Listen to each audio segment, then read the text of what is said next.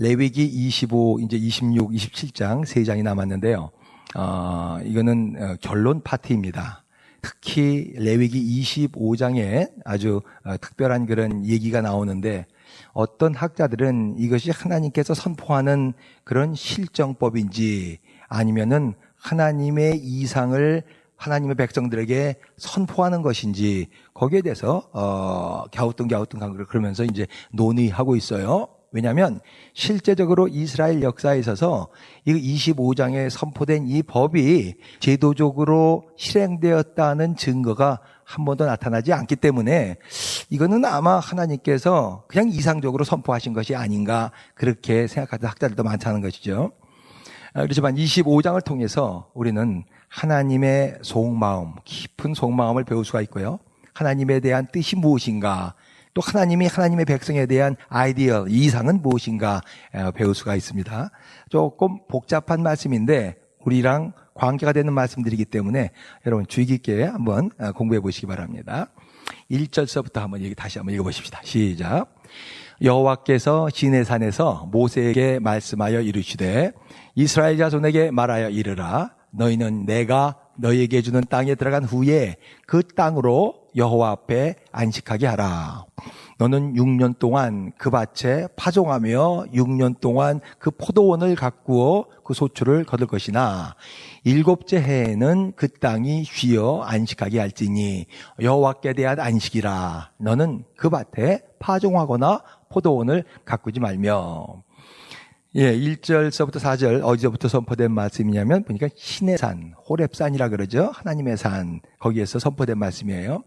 출애굽기 19장에 보니까 출애굽한 이후에 3개월 만에 이 시내산에 도착했거든요.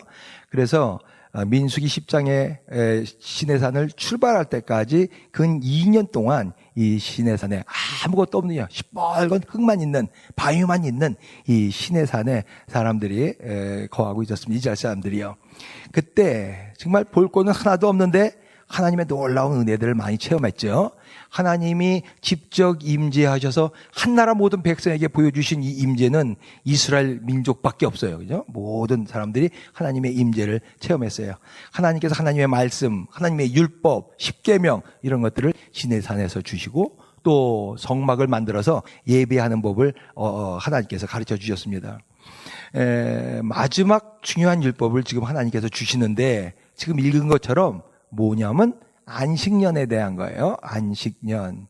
6년 동안은 너희들이 땅을 열심히 갖고 포도도 심고 뭐도 심고 다 심었고 그다음에 추수해서 먹는데 7년째는 씨도 뿌리지 마. 그리고 그냥 땅을 쉬게 해라는 거예요.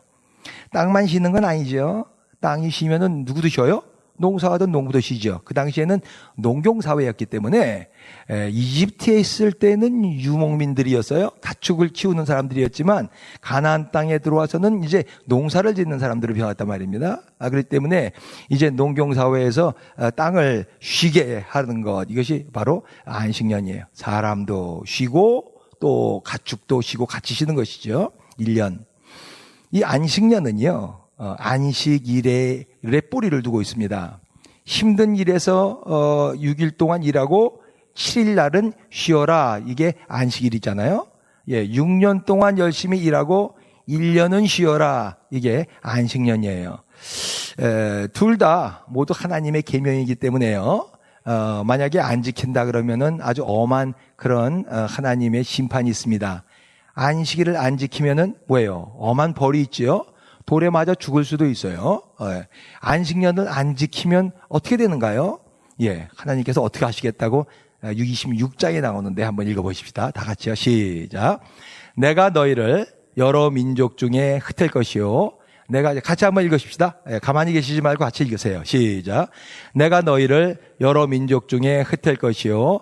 내가 칼을 빼어 너희를 따르게 하리니 너희의 땅이 황무하며 너희의 성읍이 황폐하리라.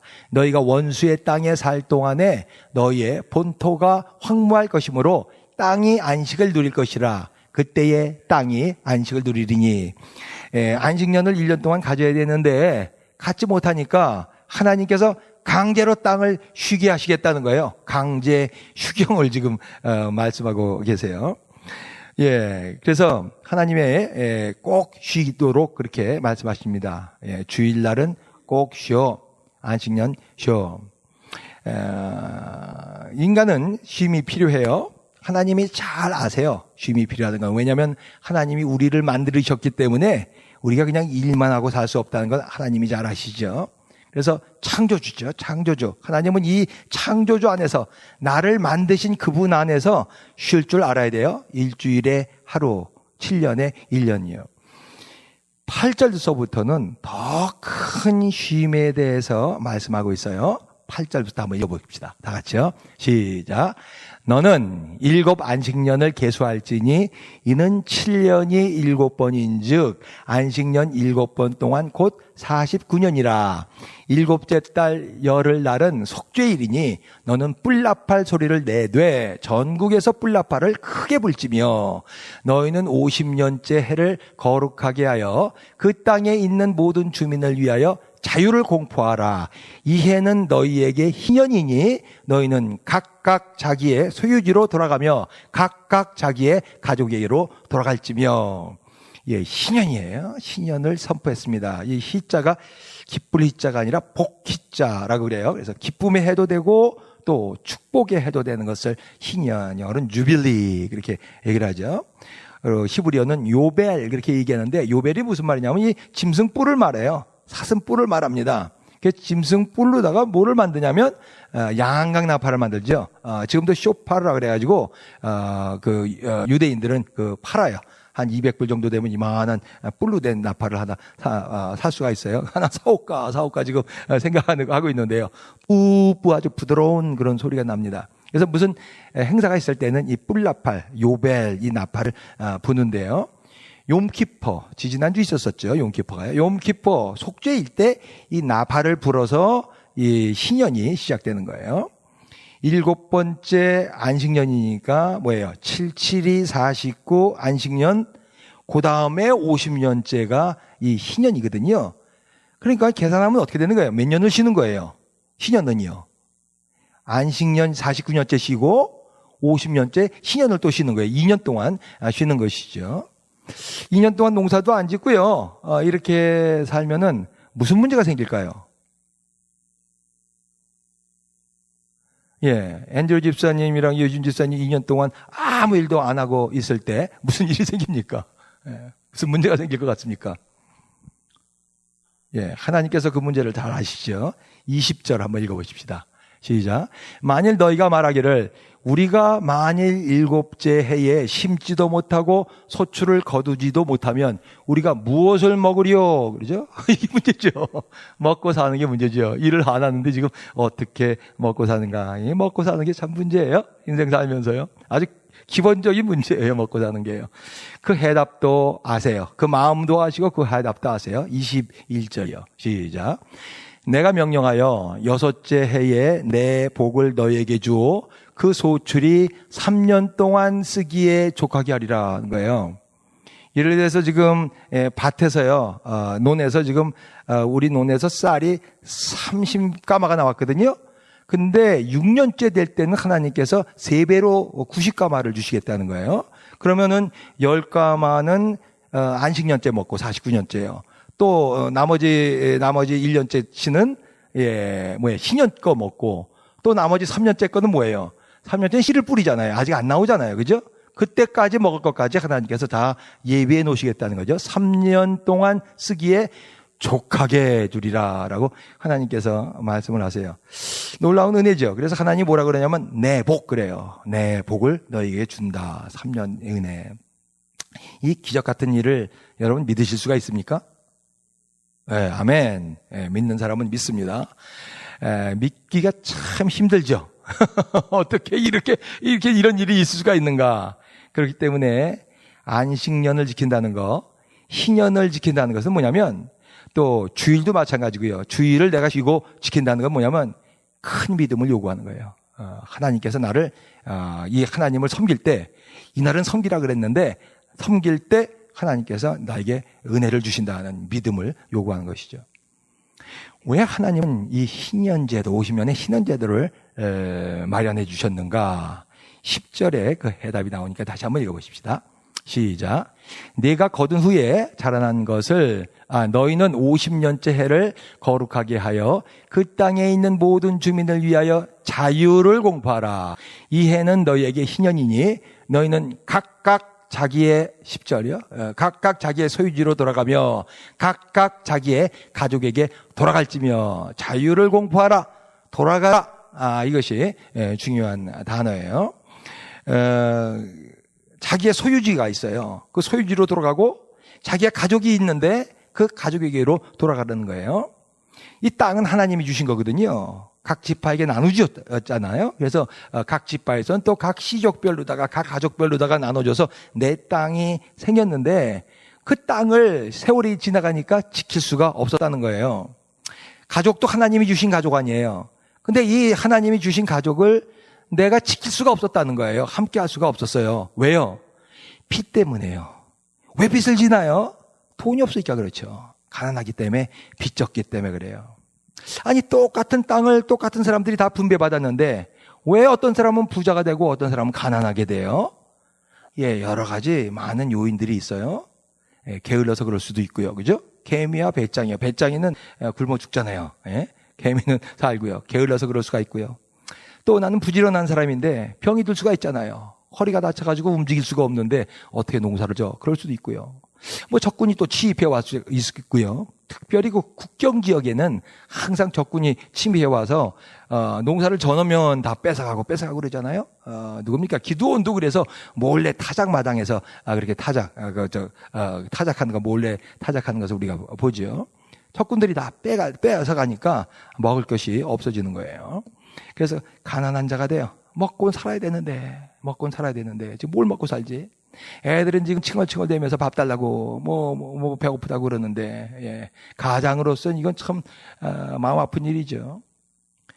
오늘 본문에는요 4종류의 가난에 대해서 나와요. 가난.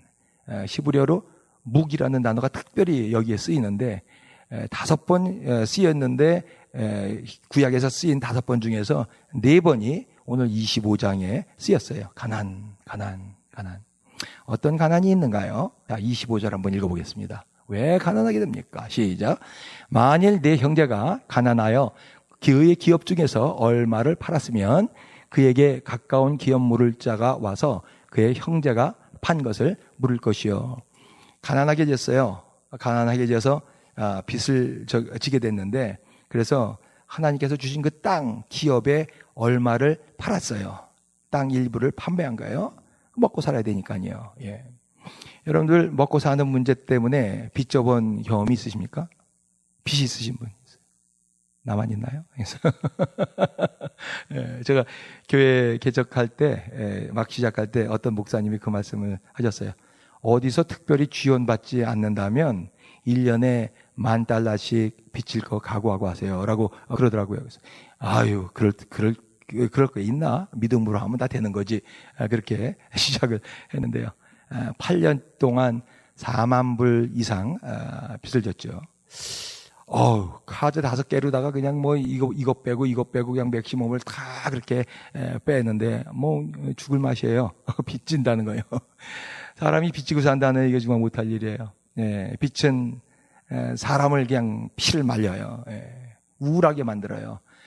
가정을 자꾸 파탄나게 만들고 그냥 배우자와 자꾸 다투게 만들고요. 더 심하면 자살까지 하죠. IMF 때 빚져가지고 자살한 사람들이 얼마나 많습니까? 그래도 이 첫 번째 가난의 경우는 양반이에요. 괜찮아요. 두 번째 또 가난의 경우가 있는데 35절 한번 읽어보십시다. 시작. 내 형제가 가난하게 되어 빈손으로 내 곁에 있거든 너는 그를 도와 거류민이나 동고인처럼 너와 함께 생활하게 하되 빈손으로 become poor and unable to support themselves. 빈손이 됐어요. 뭐냐면요. 또 먹을 게 없으니까 또 땅을 팔아가지고 식량을 사고 땅을 팔아가지고 식량을 사서 점점 상황이 나빠진 거예요. 그래서 땅을 몽땅 다 팔아버렸어요. 경작할 땅이 지금 없는 거예요. 그래서 빈손이 돼버린 거예요. 이때는 어떻게 해요? 37절에 보니까 옆에 있는 가진 자들이요. 좀 양식을 꿔줘야 돼요. 돈도 좀 꿔줘야 돼요. 그렇지만 뭐라고 말씀하시냐면 이자를 받지 말라 그렇게 꼭 말씀하시죠. 하무라비 법전이라고 BC 한 1700년경, 1800년경에 만들어진 법전이 유명한 법전이 있죠. 그 법전에도 돈을 꾸는 문제에 대해서 나오는데 이자를 얼마 받아라라는 법이 있어요. 그게요. 많이 받지 말고 이자를 얼마 받아라 그러는. 근데 지금 하나님의 법은 뭐냐면 이자를 받지 말아라라고 그렇게 꼭 명시를 하고 있어요. 세 번째 경우는 뭐냐면 더 힘들어진 상태예요. 어떻게 가난하게 됐는가? 39절이요. 39절 시작. 너와 함께 있는 네 형제가 가난하게 되어 네게 몸이 팔리거든 너는 그를 종으로 부리지 말고. 몸으로 팔렸으니까 종은 종이죠. 종이 된 거예요. 아마 지금 자기 힘으로는 다시 회복할 수 있는 상태가 아닌 것 같아요. 지금 말로 하면 개인 파산이에요. 파산 신청한 거예요. 어떻게 살아요? 몸을 팔아야죠. 자기 몸 팔 수밖에 없어요. 예, 종이 되는 거예요. 그런데 여기서 또 하나님께서 말씀하신 건 뭐냐면 종처럼 부리지 말아라. 종은 종이지만 종처럼 부리지 마라. 46절에 보니까 너무 엄하게 대하지 말아라. 그렇게 말씀하세요. 네 번째 경우도 있어요. 마지막 경우는 더 힘들어진 상태예요. 아니 세 번째에서 더 힘들어질 수도 있는가? 한번 보십시다. 47절이요. 47절 시작. 만일 너와 함께 있는 거류민이나 동고인은 부유하게 되고 그와 함께 있는 네 형제는 가난하게 되므로 그가 너와 함께 있는 거류민이나 동고인 또는 거류민의 가족의 후손에게 팔리면. 여기서 지금 거류민이라는 것은 무엇을 말하냐면 외국 사람들 말해요. 이스라엘 유대인들이 아닌 사람들이요. 그 당시에 사람들을 다 몰아내지 않았기 때문에, 가나안 땅에 있는 사람들을 다 몰아내지 않았기 때문에 여부수 족속도 뚫고 기브온 족속도 있고 같이 다 살았거든요. 또 딴 나라에서 이민 와서 사는 사람들도 또 결혼해서 사는 사람들도 있었거든요. 또 이집트에서 출애굽할 때 와서 있었던 그 이집트의 뿌리를 갖고 있는 사람들도 있었거든요. 그러니까 100% 순수하게 이스라엘 민족만 사는 건 아니죠. 그 안에 이제 다른 민족, 타민족들도 사는데 타민족들은 부자야. 근데 이 이스라엘 종족, 이 사람은 지금 너무너무나 가난하게 돼서 그 사람한테 돈을 꾼 것 같아요. 아마 동족에게서, 자기 동족 이스라엘 민족에게서 식량을 끄고 돈을 꾸는 것이 더 이상 아마 할 수가 없었던 것 같아요. 근데 먹고는 살아야 되는데 어떻게. 그래서 결국 이방인 옆에 있는 사람들이 자기네들은 개처럼 이렇게 여기면서 어쨌든 먹은 살아야 하기 때문에 이방인들에게 식량을 꾸게 되고 돈을 꾸게 돼요. 그래서 빚을 지게 되죠. 근데도 그 빚을 못 갚게 되는 경우예요. 그래서 종이 된 상태.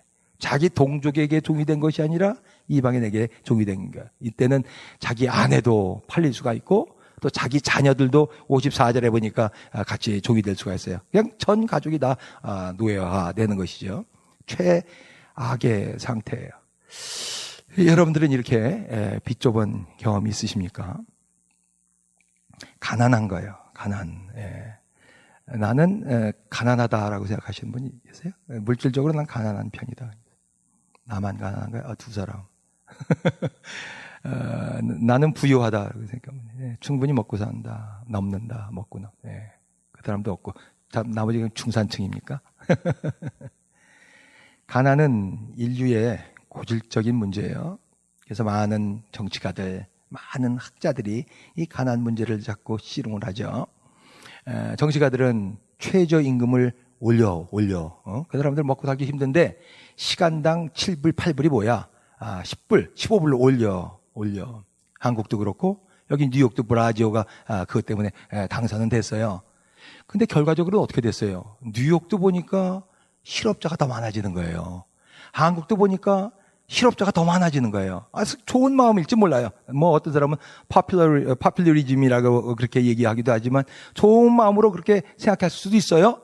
더 가난한 사람들에게 월급을 좀 더 많이 주면 되지 않겠냐. 이 문제죠. 근데 그렇게 되지 않는다고요. 식당에서 말이에요. 내가 지금 식당 주인인데 월급을 지금 10불 주던 걸 15불로 갑자기 올려버리면요. 어떻게 돼요? 그러면 식당 운영하는 데가 문제가 되니까 그 사람들을 안 쓰겠다는 거예요. 내가 식당에서 5시간 일했었는데 까짓건 내가 10시간 일하면 되지 뭐. 우리 집에 있었던 그 아버님 보고도 일을 하지 말라 그러는데 까짓건 아버님도 와서 일을 해야지 뭐 같이. 그러면서 그 같이 고용하던 사람들은 내보낸다는 것이죠. 그렇기 때문에 실업자가 더 많아졌어요. 한국도 그렇고 지금 뉴욕도 그렇고요.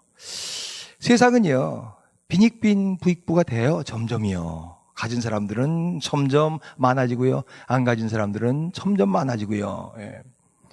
다행히 불행이죠. 올 노벨 경제학상 받은 사람 있죠. 3사람이 같이 받았던데요. 하버드 대학 교수랑 MIT 교수. 그 사람 또 부부야. 부부가 둘이 같이 경제학자고 둘이 같이 노벨상을 받았는데 이분들이 씨름하고 있었던 문제가 뭐냐면 어떻게 하면 이 가난의 문제를 해결할 것인가. 아프리카의 가난 아주 고질적인 문제인데요. 그렇게 선진국에서 퍼다 부어도 해결되지가 않는데 이 가난의 문제를 어떻게 해결할 것인가. 그걸 씨름한 사람이에요. 경제학적으로. 그래서 노벨상을 땄던데 참 반갑다. 참 귀한 사람들이다. 이런 생각이 들면서도 또 한편으로는 근데 해결이 될까? 그 가난의 문제가 이 사람들의 그런 이론으로 될 수가 있는가? 학자들이요. 우리나라도 아주 유명한 학자가 우리 요번 정권의 경제 총리가 됐지 않았습니까? 경제학자에서 뭐래요? 소득 주도형 경제를 해야 된다. 그래야 다 같이 잘 살 수가 있다. 소주형 경제. 잘 효과가 안 나니까 올해 말에쯤 되면은 효과가 난다 그랬어요.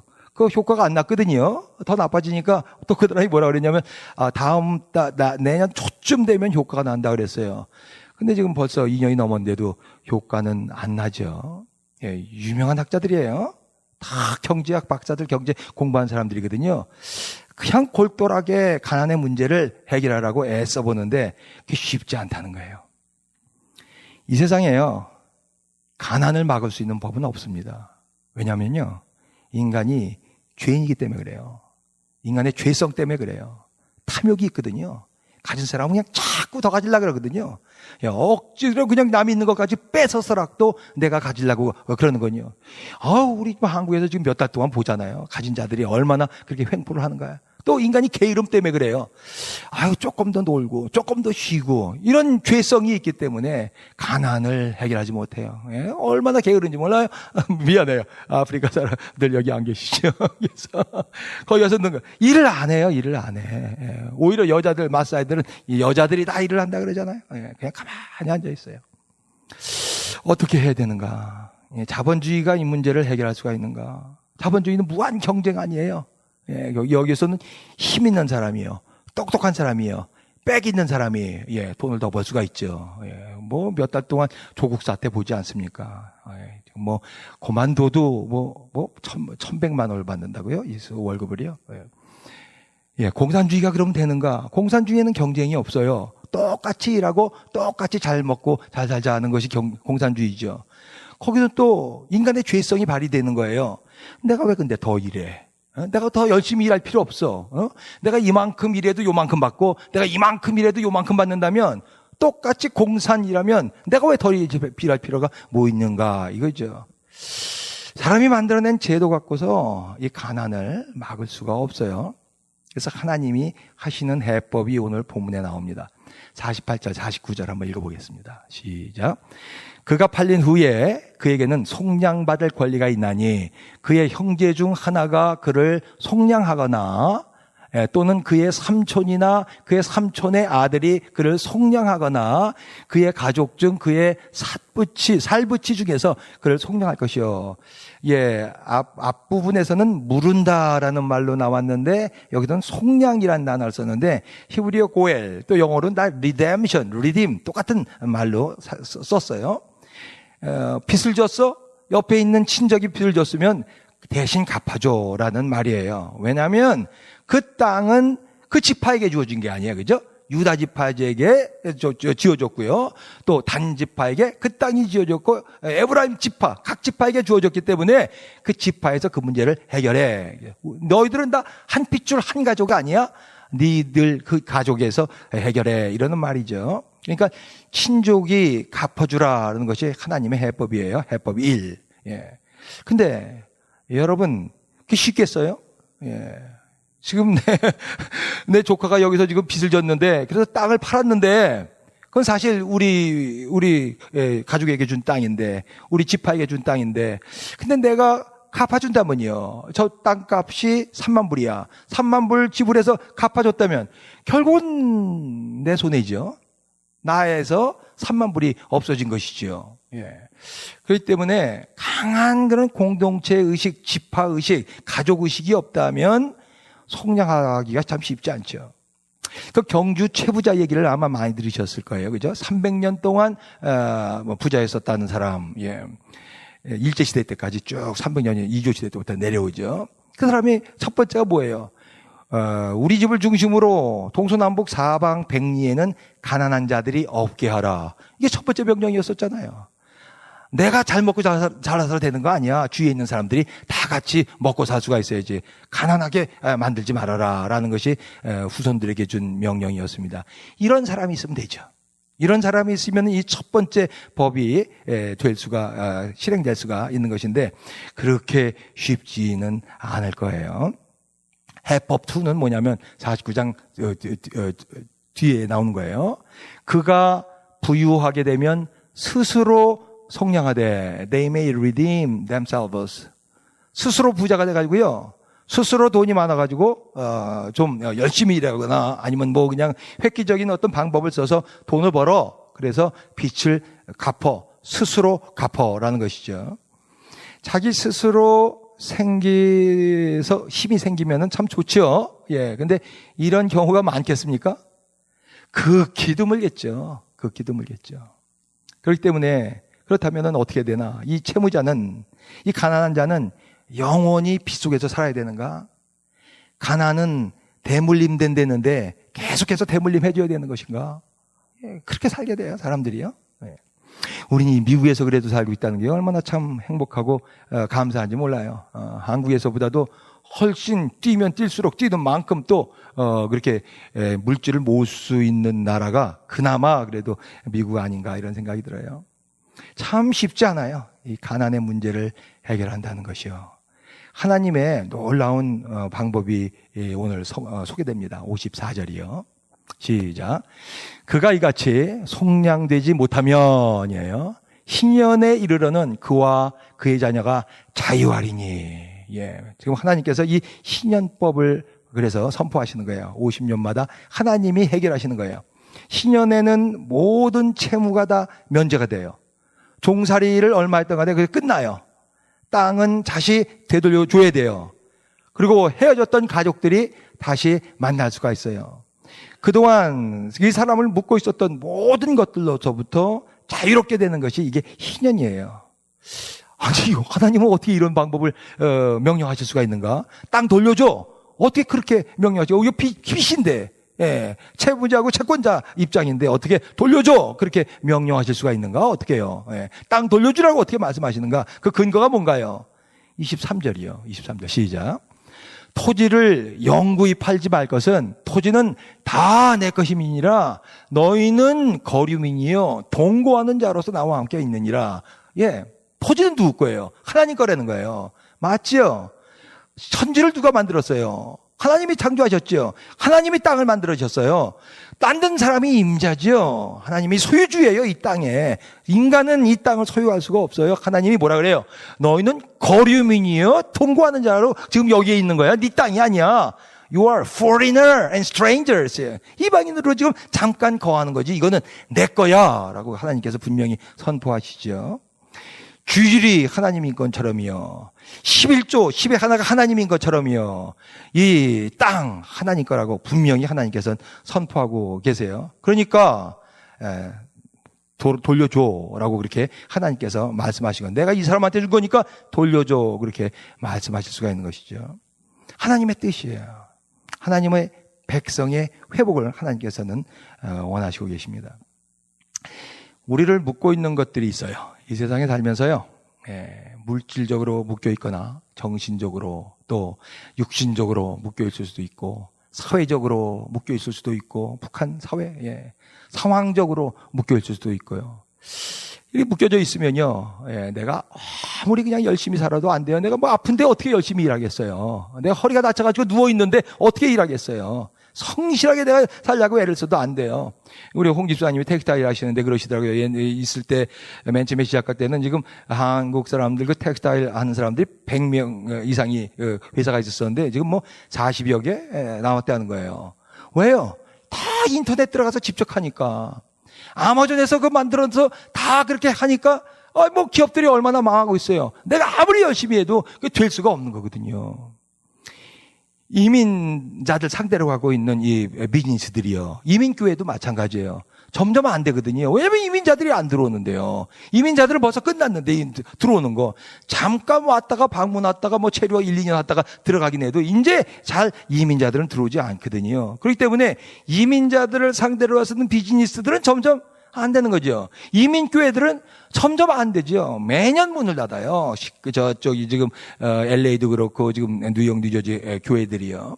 그냥 이 교회 갔다 저 교회 갔다 횡 쪽으로만 왔다 갔다 하는 것이죠.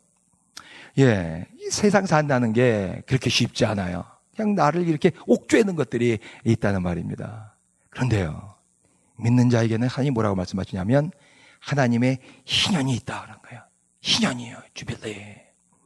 희년은요, 하나님이 하나님의 백성을 회복하는 때예요. 하나님이 하나님의 백성의 빛을 다 갚아주는 때예요. 하나님이 하나님의 백성이 묶어져 있는 모든 것들을 다 풀어주시는 때예요. 하나님이 아세요. 이것을 희년 그렇게 얘기해요.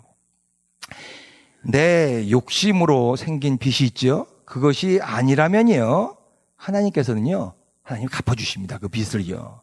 제가 아까 말씀드렸어요. 그 빚이요, 개척 빚이요. 4만 불이 넘고 매달 들어가는 게 그냥 이자만 지금 났는데 그것만 해도 1,000불이 넘는데요. 뭐 원금은 그대로 있고 그 이자만 자꾸 갚아지니까요. 이걸 어떻게 되냐. 내 와이프한테 여러 번 그랬어요. 이거 우리 애들 때까지도 계속 갚아야 되겠다. 없어지지가 않으니까 빚이요. 예. 근데 기도할 때 하나님이 여러 번 말씀이 있어요. 잘 믿겨지지는 않는데 그 빚 다 갚아진다. 다 갚아진다. 걱정하지 말아라. 그러셨거든요. 뭐냐면 희년 선포예요. 희년이에요. 지금 보니까 하나님이 너 빚 걱정하지 마. 다 갚아질 거야. 라고요. 이게 정말 갚아줄 수가 있는가? 우리 수입 뻔한데. 우리 교회 교인들 없어가지고 못 받고 와이프 뻔한데. 근데요, 2008년에 다 갚아졌어요. 다 2008년에요. 와, 놀랐어요. 하나님의 말씀은 그대로 돼요. 하나님은 하나님의 백성에게 희년을 선포하시는 분이에요. 이 희년은 뭐예요? 약자 보호법이에요. 우리는 약한 사람들이거든요. 약자를 보호하시는 거예요. 그래야 공동체가 건강해지기 때문에 그래요. 나 혼자 잘 살고 여기 가난한 사람들 많은 거예요. 부자와 나사로의 비유가 나오잖아요. 이거는 안 되는 거예요. 예. 하나님이요. 그 누가복음에 보면 그 부자와 나사로인데 왜 나사로는 천당에 아브라함 품에 들어가고 왜 부자는 지옥에 갔는지 설명이 없어요. 거기에요. 부자 가난한 자가 옆에 있는데 그냥 가만히 있었던 것만 해도 그건 죄예요. 예, 그건 죄. 예, 하나님께서 그렇게 말씀하세요. 다 같이 잘 사는 사회를 하나님께서는 원하시죠. 함께 잘 사는 거. 부흥도 마찬가지예요. 내 교회만 커지는 것을 부흥이라 그러지 않아요. 다 같이 교회가 부흥이 정말 되면은 교회들이 다 같이 커져요. 배에 물이 들어오면요, 썰물 되면은 모래가에 있었던 배들이 다 뜨는 거거든요. 그게 부흥이에요. 부흥. 우리가 기도하는 부흥이 바로 그거죠. 하나님께서 성령으로 모든 교회들을 채워주시도록 그렇게 기도하는 것이죠. 하나님이 원하시는 거예요. 예. 그렇지만 이스라엘 백성들에게 이 신년을 지켰을까요? 예. 이스라엘 역사에 신년을 지켰다는 기록은 없어요. 땅의 안식년을 지켰다는 기록은 있는가요? 기록도 없어요. 그렇기 때문에 하나님이 강제로 땅을 쉬게 만들죠. 그게 뭡니까? 70년 바벨론 포로예요.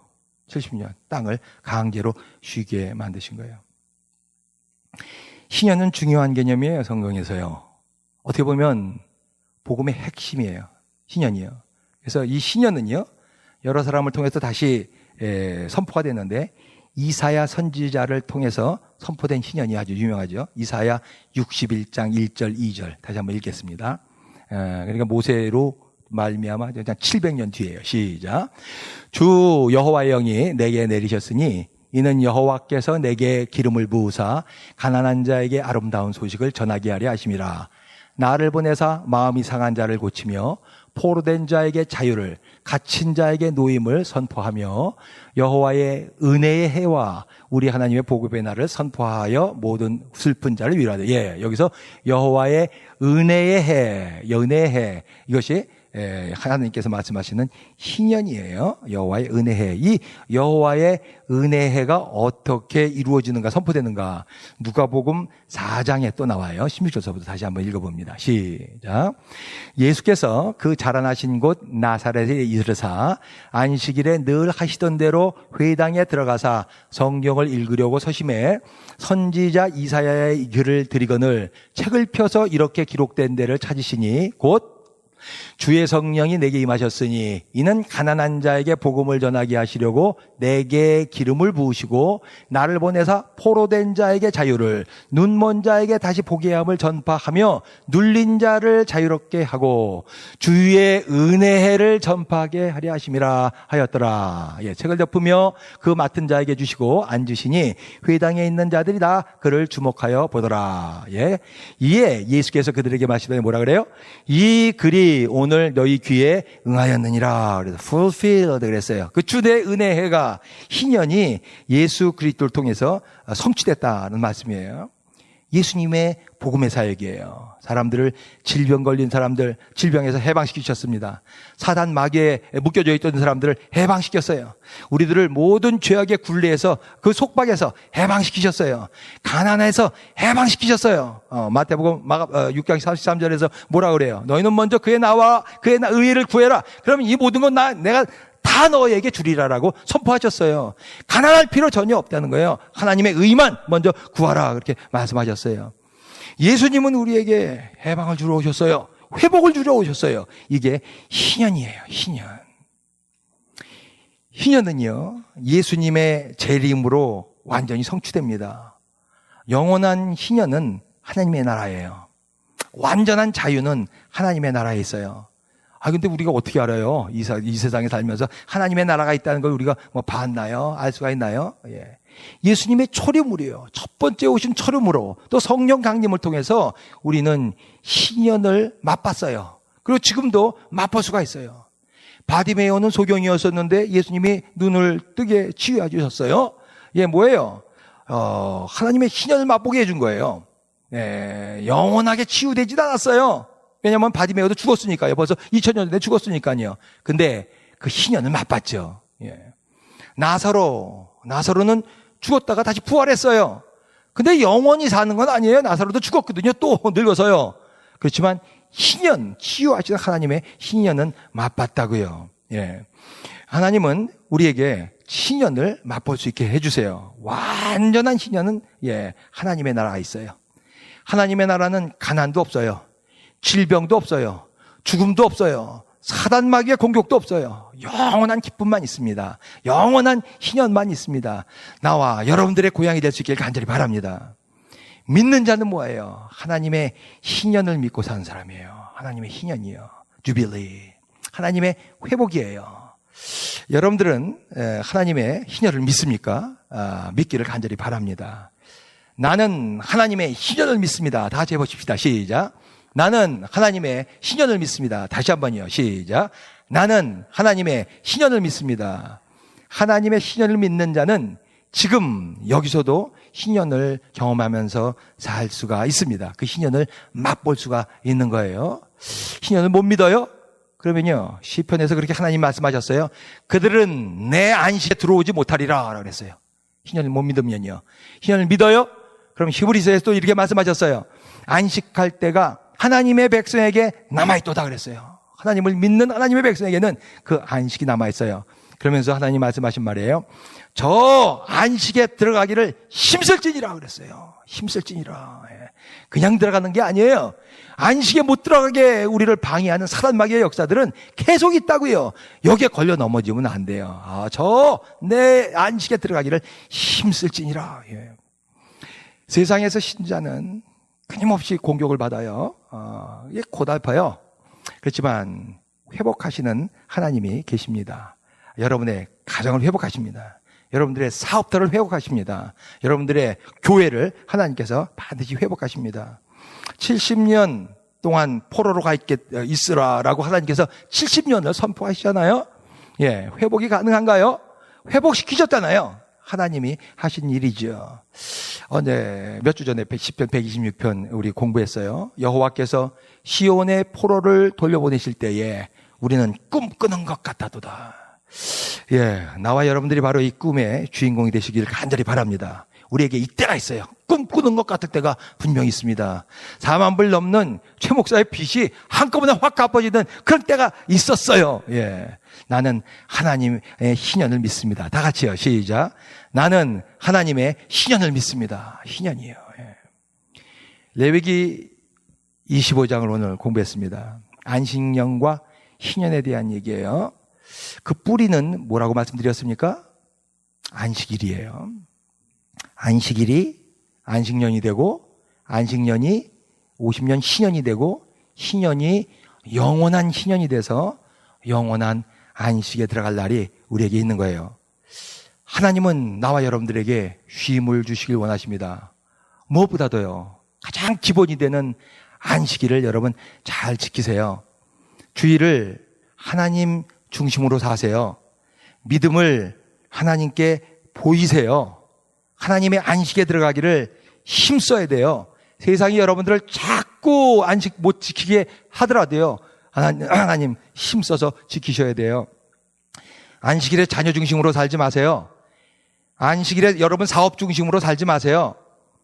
여러분 쾌락 위해서 살지 마세요. 안식일에는 하나님 중심으로 사세요. 이런 자들에게 영원한 안식이요, 영원한 희년이 있습니다. 여러분들에겐 주일날이 무슨 날입니까? 불신자들과 똑같은 썬데이입니까? 아니면 Lord's Day, 주님의 날입니까? 기도하겠습니다.